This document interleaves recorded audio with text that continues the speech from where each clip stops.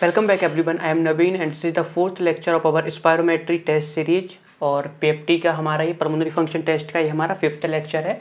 तो इससे पहले के लेक्चर में हमने स्पायरोमेट्री की डेफिनेशन, इसके अलावा उसकी हिस्ट्री, कौन कौन सी इंडिकेशंस की वजह से स्पायरोमेट्री परफॉर्म की जाती है और कौन कौन से कॉन्ट्रा इंडिकेशन स्पायरोमेट्री में होते हैं। इसके बाद हम किस तरह पेशेंट को प्रिपेयर करते हैं हमारे टेस्ट के लिए, किस तरह हमारे इक्विपमेंट को प्रिपेयर किया जाता है, स्पायरोमेट्री करने से पहले जो स्टेप्स होते हैं उन्हें हम किस तरह फॉलो करते हैं, किस तरीके से हम प्रिपेयर करते हैं अदर चीज़ों को, और कौन कौन सी हम यहाँ पे चीज़ों को नोट डाउन करते हैं, और स्पायरोमेट्री को प्री टेस्ट को जो प्री ब्रोंकोडायलेटर टेस्ट होता है उसे किस तरह परफॉर्म किया जाता है, इसको हमने इससे पहले के 3 लेक्चर्स में कवर कर लिया है। अभी हमारा फोर्थ लेक्चर है, तो अगर आपने अभी तक के लेक्चर्स नहीं देखे हैं तो पहले उन्हें देखिएगा। थर्ड लेक्चर में क्योंकि हमने इसका जो प्री ब्रोंकोडायलेटर टेस्ट होता है उसे एक्सप्लेन किया है, तो अगर वो आपने नहीं देखा है तो ये वाला भी आपको समझ नहीं आएगा।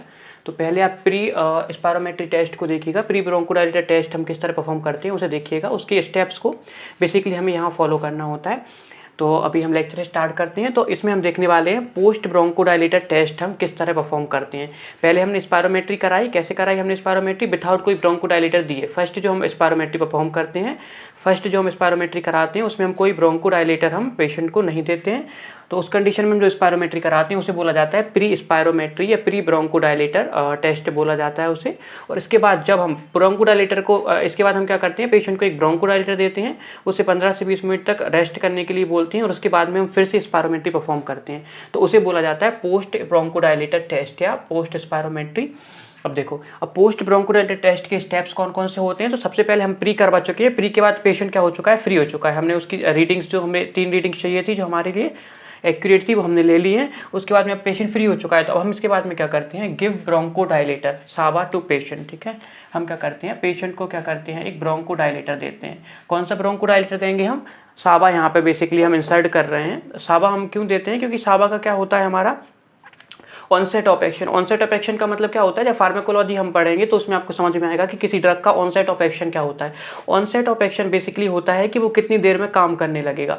तो हम सावा बेसिकली हम देते हैं। अब सावा क्या होता है और ब्रोंकोडायलेटर क्या होते हैं, पहले के लेक्चर में मैं एक्सप्लेन कर चुका हूँ, फिर भी एक बार और दोबारा बता देता हूँ।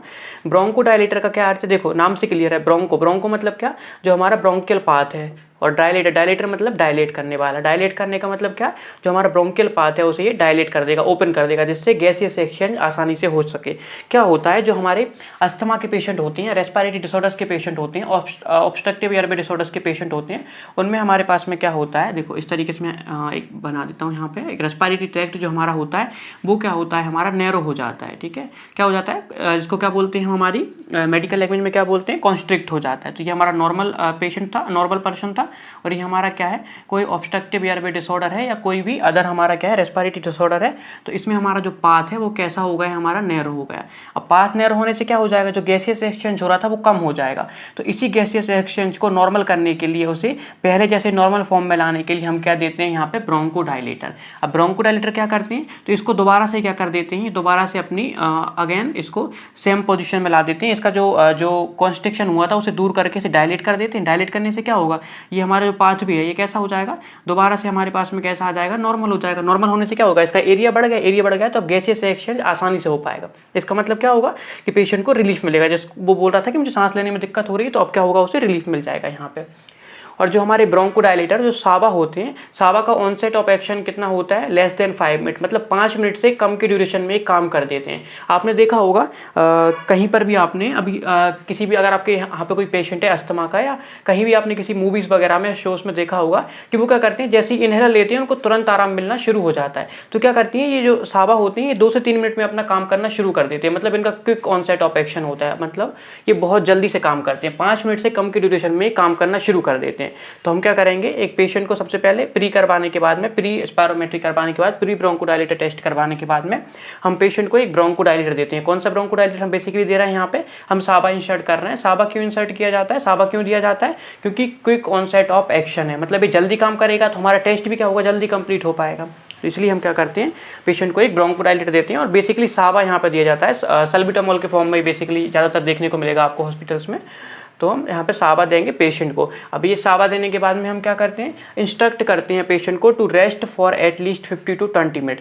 वैसे तो 5 मिनट में असर हो जाता है, लेकिन फिर भी हम पेशेंट को 15 से 20 मिनट तक 20 मिनट तक रेस्ट करने के लिए बोलते हैं, ताकि जो कंप्लीट मेडिसिन का इफेक्ट है वो हमें दिख सके। तो क्या करेंगे, हम सबसे पहले ब्रोंकोडाइलेटर देंगे पेशेंट को, एक सावा देंगे। अब ये कैसे होता है, कोई टैबलेट फॉर्म में नहीं होता है, बेसिकली हम इसको इनहेलर्स के फॉर्म में देते हैं। इनहेलर क्या होते हैं आपने देखे होंगे, वरना इनहेलर क्या होता है, एक हैंड हैंडल छोटा सा डिवाइस होता है जिसमें क्या होता है, हमारी मेडिसिन भरी होती है और स्प्रे के फॉर्म में हम वो मेडिसिन को वहाँ पे कंज्यूम करते हैं। ब्रोंकोडाइलेटर्स को भी हम पढ़ेंगे कि ये क्या होता है, ये सब फार्माकोलॉजी के टॉपिक्स हैं, तो अभी हम जो पढ़ रहे हैं उसके बारे में ध्यान देते हैं। ब्रोंकोडाइलेटर दिया हमने, इसके बाद में पेशेंट को 15 से 20 मिनट रेस्ट करने के लिए बोला। 15 से 20 मिनट के बाद में हम क्या करेंगे, after rest repeat the pre test steps. जो हमने प्री टेस्ट जिस तरह परफॉर्म किया था वही सारे स्टेप्स को हम यहाँ पे दोहराएंगे। इसीलिए मैंने बोला था कि इससे पहले वाले वीडियो को जरूर देख लीजिएगा, कमेंट सेक्शन में मैं उसकी लिंक दे दूँगा, आपको वहाँ पर मिल जाएगा। तो उसको पहले देखिएगा कि हम रेस्ट के बाद में क्या करते हैं, दोबारा से प्री टेस्ट स्टेप्स जो हमारे पास में ब्रोंकोडाइलेटर देने के बाद में जो रेस्ट किया उसने 15 से 20 मिनट बाद, उसके बाद में जो हमारे प्री टेस्ट के स्टेप्स हैं उनको हम दोबारा से दोहराते हैं, मतलब दोबारा से हम प्री टेस्ट के सारे स्टेप्स को दोहराते हैं।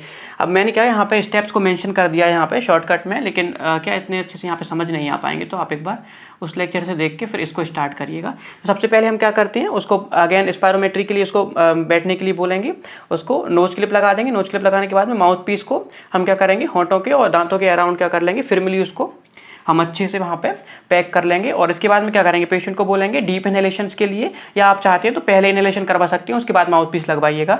तो डीप इनहेलेशन होगा, डीप इनहेलेशन के बाद उससे कहेंगे कि आप फोर्सफुल एक्सपायरेशन करो, पहले गहरी सांस भरेगा, फिर उसको फोर्सफुल एक्सपायरेशन मतलब ताकत के साथ में, झटके के साथ में सांस छोड़ने को बोलेंगे।